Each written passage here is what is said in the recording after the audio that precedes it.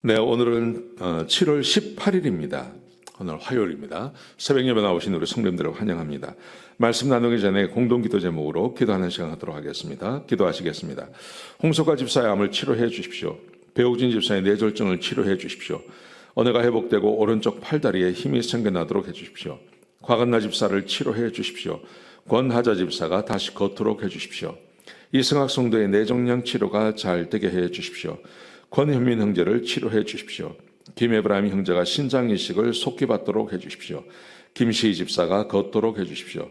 김수진 집사가 재발하지 않고 치유되게 해 주십시오.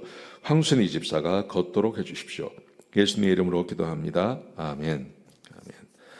아멘. 오늘 본문의 말씀은 사도행전 12장 1절에서 12절까지 말씀입니다. 교회가 기도하면 하나님께서 들으신다라는 주제로 하나님의 말씀을 함께 나누시겠습니다. 어제 말씀에 안디옥 교회에서는 부흥이 일어났습니다. 이방 교회는 부흥이 일어났는데 정작 예루살렘 교회, 모든 초대교회의 모교회 같은 교회죠. 이 예루살렘 교회에서는 위기가 찾아왔습니다. 박해가 일어났습니다. 헤롯 왕이 교회 교인들 중에 몇 사람을 해쳤습니다. 그 사람이 누구냐 하면 요한의 형제 야고보입니다. 사도 야고보입니다. 요한의 형제 야고보. 야고보를 죽였습니다. 그랬더니 유대인들이 좋아하는 겁니다. 유대인들이 좋아하는 것을 보고 그 다음에는 베드로를 죽이려고 베드로를 잡아들였습니다. 근데 6월절이기 때문에 이제 6월절이 왔기 때문에 무교절이었습니다. 그래서 6월절이 끝나면 죽이기로 하고 감옥에 집어넣었습니다. 자, 이렇게 되자 교회가 베드로를 위해서 간절히 하나님께 기도했습니다. 하나님 앞에 간절히 기도를 했습니다. 자, 그랬더니 우리가 잘 아는 대로 천사가 찾아옵니다. 천사가 찾아와서 이를 살려냅니다.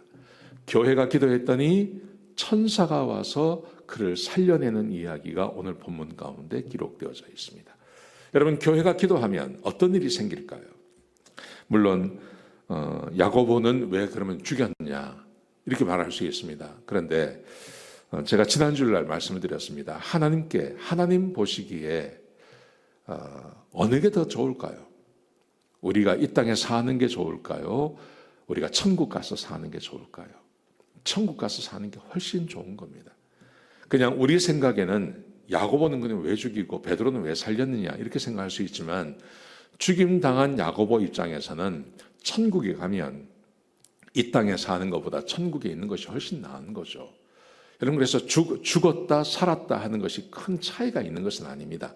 그런데 우리를 위해서 베드로를 하나님께서 살려내시는 것이죠. 자, 교회가 기도를 하니까 어떤 일이 벌어지냐 하면 오늘 본문에 보시면 6절에 보시면요, 베드로가 두 군인들 사이에서 쇠사슬에 묶여서 잠을 자고 있습니다. 하나님께서 베드로에게 평안을 주시는 것입니다. 죽는 것 두려워하지 않습니다. 죽음 이후에 무엇가 있는지 알고 있는 겁니다. 그래서 하나님께서 베드로에게 평안을 주십니다. 여러분, 교회가 기도하면 평안이 우리 가운데 임할 줄로 믿습니다. 교회가 함께 기도하면, 지금 우리가 예배 시간마다 우리 형제들을 위해서 기도합니다. 몸이 아픈 분들을 위해서 기도하는데요, 하나님께서 이 역사를 주신다고 저는 믿습니다. 교회가 기도하면 역사가 있습니다.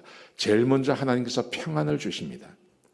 그리고 두 번째, 하나님께서 천사를 보내셔서 그를 빼내십니다. 오늘 본문에 보시면 옥중에 광채가 임하고 7절에 그렇게 되어 있습니다. 옥중에 광채가 빛이 나고 베드로의 옆구리를 쳐서 깨워서 그리고 쇠사슬을 손에서 벗겨줍니다. 양쪽에 두 사람이 쇠사슬을 묶고 함께 있는데 양쪽에 있는 두 사람은 재워버리는 거죠. 그리고 하나님께서 베드로를 깨워서 일으키신 다음에 손에 묶여있던 쇠사슬을 풀어주셨습니다. 그리고 따라 나오라고 그럽니다. 따라 나가는데요, 오늘 본문에 보시면 이렇게 되어 있습니다. 첫 번째 파수를 지나고 두 번째 파수를 지나고 시내로 통하는 쇠문이 있는 곳에 왔더니 문이 자동으로 열렸습니다. 초자연적인 것이죠. 마치 영화에서만 나올 듯한 그런 장면이 오늘 베드로 있는 데서 역사한 것입니다. 왜 그러냐 하면 교회가 기도했더니 하나님께서 이 역사를 하나님께서 이루어 주시는 것입니다. 여러분, 우리는 그래서 교회가 함께 합심하여 기도하는 것이 매우 중요하다고 저는 믿습니다. 우리가 예배 때마다 주일 예배, 수요 예배, 새벽 예배 때마다 우리가 환자들을 놓고 기도합니다. 여러분, 이것이 헛되지 않는다고 저는 믿습니다. 하나님께서 반드시 역사하실 것입니다. 여러분, 교회가 기도했다는 말은요, 우리 개인적인 기도도 마찬가지라고 생각해 봅니다. 기도를 하시다 보면 처음에는 의욕을 가지고 기도를 시작합니다. 내가 기도하면 뭔가 역사가 일어날 거라는 의욕을 가지고 시작합니다. 근데 시간이 한참 지나도 아무 일도 일어나지 않는 일이 있습니다. 여러분, 그럼에도 불구하고 계속 기도하는 것이 매우 중요합니다. 계속 기도하면 하나님께서 하나님의 시간에 하나님의 방법으로 반드시 그 기도에 응답하십니다. 하나님께서 반드시 역사하십니다. 여러분, 그러므로 교회가 함께 합심하여 기도하기 위해서 혹시 문제가 있고 함께 기도하기를 원하시는 제목이 있으면 교회 앞에 말씀해 주시기 바랍니다. 저에게 말씀하시든지요. 그래서 함께 기도하기를 원합니다. 그뿐만이 아니라 여러분의 개인적인 기도를 위해서도 기도하시기 바랍니다. 그리고 기도를 중단하지 마십시오. 끝까지 기도하십시오. 우리 하나님은 살아계십니다. 베드로를 구원해내신 하나님이 지금도 우리와 함께 하시고 우리의 기도에 응답하십니다. 여러분, 그래서 절망하지 않고 기도하시기 바랍니다. 하나님께서 베드로를 그렇게 살려내셨습니다. 살려내셔서 기도하고 있는 그 교회에 보내어 주십니다. 기도하고 있는 사람들에게 예수님께서 이 베드로를 보내셔서 기도한 대로 베드로가 살아서 돌아옴을 그들에게 보여주시는 것입니다.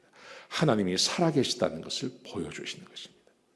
여러분, 그러므로 기도하는 것을 중단하지 마시고 혹시 함께 기도하기를 원하시는 제목이 있으면 저에게 말씀해 주십시오. 아니면 목자에게 말씀해 주십시오.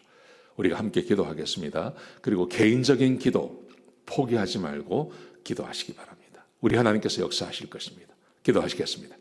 아버지 하나님, 기도의 능력을 말씀해 주시니 감사합니다. 우리 하나님께서 지금도 살아계셔서 우리의 기도를 들으신다고 말씀하셨습니다. 하나님, 우리가 기도를 중단하지 않고 절망하지 않고 기도하게 하여 주옵소서. 그런 교회가 될 수 있도록 축복해 주시옵소서. 감사합니다. 예수님의 귀하신 이름으로 간절히 기도드렸습니다. 아멘.